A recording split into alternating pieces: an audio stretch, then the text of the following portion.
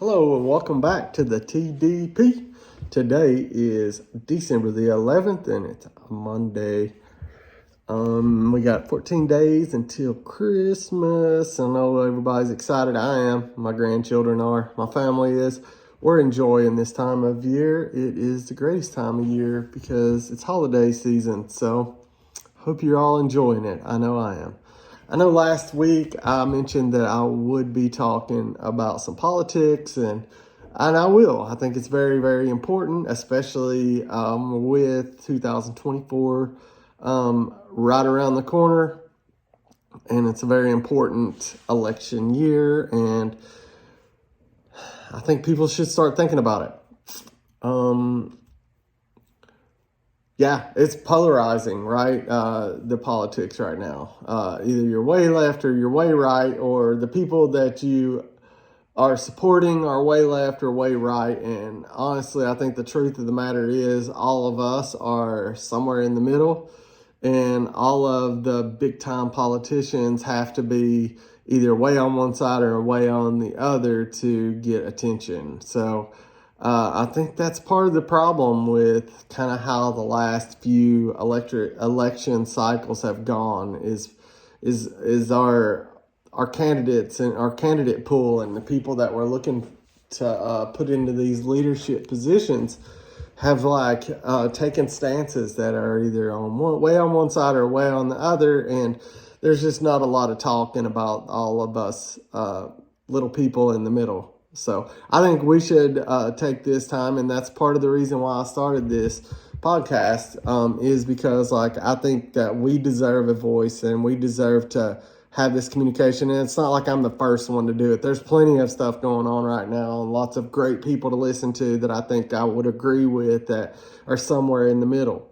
Okay, but I'm just going to try to bring in my little slice of the pie and talk to you guys about what I'm feeling, and hopefully we have momentum and I'm not the only one that's feeling like this. Okay, so first I'll kind of talk about how I got here. Obviously growing up in a very small coal mining town called Harlan, Kentucky, it was all about the coal mines.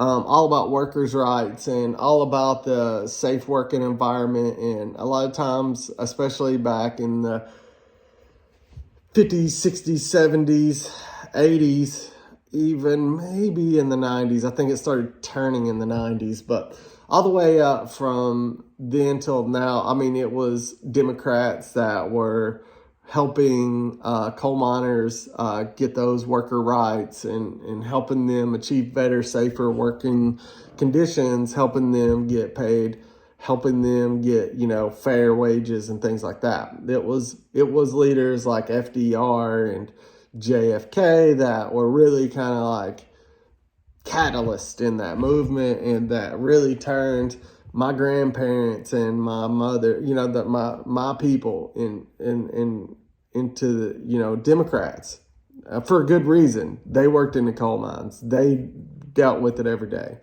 So they understood the need for workers' rights and having a healthy work environment and stuff. We all know what happened to JFK. I think he took too much of a stand for the people. He didn't want to send people to Vietnam, and he didn't want a war with Russia. The CIA actually, tried to go around behind his back and start the Bay of Pigs. JFK had vowed to dismantle the CIA, and then he found himself assassinated a couple weeks later.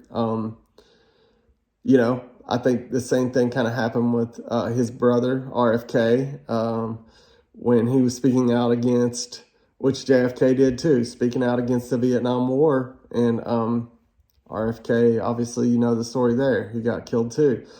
So we basically ended up with agents in the White House, people who would agree with the powers that be, that the military industrial that Dwight D. Eisenhower warned us about would thrive. That's who they want. Why did we go to war with Iraq?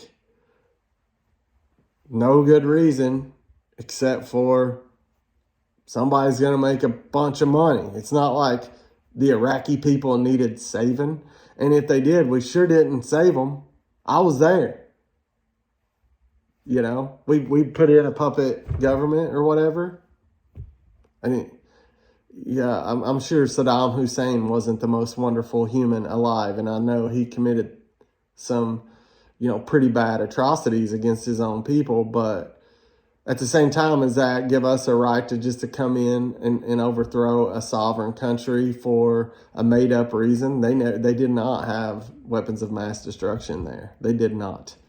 So that was a bunch of a waste, a waste of human life, a waste of taxpayer money for sure, which obviously human life is more important than that, but that's what happens. We were in Afghanistan for 20 years and it was under Democratic and Republican leadership. So look, when Donald Trump was president, we had great interest rates. I didn't see, you could find a job if you wanted one. I still kind of think that's true. Like people can work if they want to work. I believe that. But we wasn't getting in any new wars. That was a big plus, even if you hear Donald Trump talk today, he says the things like this would not have happened in Ukraine and we wouldn't be sitting here throwing money at this situation that we know nothing about. Like why? I know I like to hear Robert F. Kennedy Jr. talk about Ukraine and, I've heard him talk on several podcasts and I've read a couple of his books too. But what he says about Ukraine is, I don't know if you guys remember, I'm sure you do, because you're way smarter than me, but in the early 90s, you'll remember when the Soviet Union was dismantled. The wall in Germany, East Berlin and West Berlin, that wall was torn down. Reagan famously talked about it and had some sound bites on that. Tear down that wall, things like that. But we made an agreement with Russia that, we wouldn't move NATO, which was created, to defend, the Western allies from, the Soviet Union. The NATO, when the Soviet Union was disbanded and you had that whole Eastern bloc of European countries, there was like an agreement with Russia, like, hey, we will not move NATO east into these former Soviet bloc countries. So when you hear Robert F. Kennedy Jr. talk about that, it's like, it makes sense because like we made that agreement and now obviously we're, parlaying with these countries and, asking them to join. What do you think Russia's going to do?